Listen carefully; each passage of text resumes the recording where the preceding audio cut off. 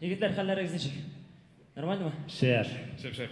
Достар, каверларга әйтәсем килә. Каверлар инде безнең гади каверлар түгел. Алар безнең инде чит илдән алынган җырлар, чит ил музыкасына язылган җырлар һәм инде сүзләрен үзебез иҗатлыйбыз. Гомумән алганда безнең барлык җырларыбыз, үзебезнең җырларыбызга сүзләрне үзебез язабыз. Үзебез утырабыз да иҗат итәбез инде, әйме? Шул, менә бу факт минем уйлавымча гомумән аерым алкышларга лаек. Алдагы кавер, мин яратам ул каверны. Арда киттек. Қазақстаннан келген жер.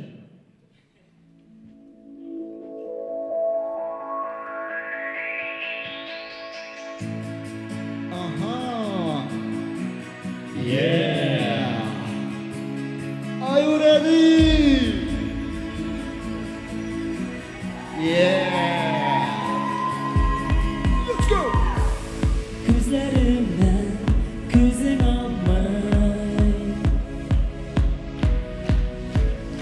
өмет белән карадым ай.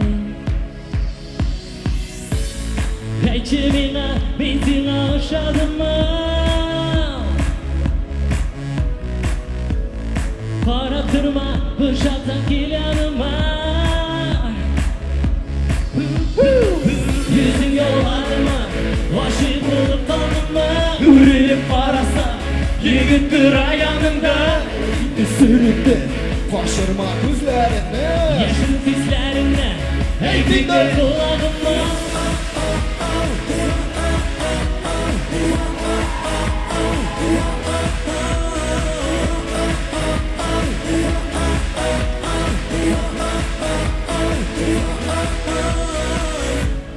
Yanlarına ışık baran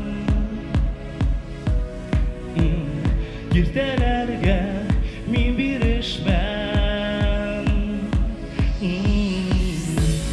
Şimdi hazır yüreğimle verirken. Yeah. Şunu batır, sikimli sulu kızga.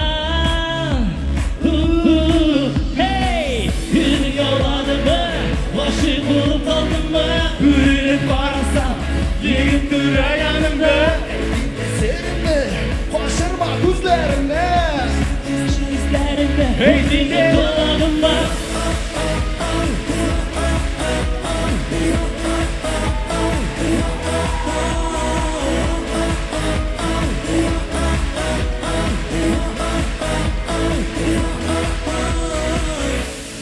Göz aldığımda senin yüzün. Göz aldığımda senin yüzün. Kirlilesin üstürdün, kalkan kızlar yanına. Ustalık min udurdun, aradım min ardında. Gözüm aldı karadım, başka belen bulmadı. Bu mehbeti gelir, şunda buna anladım.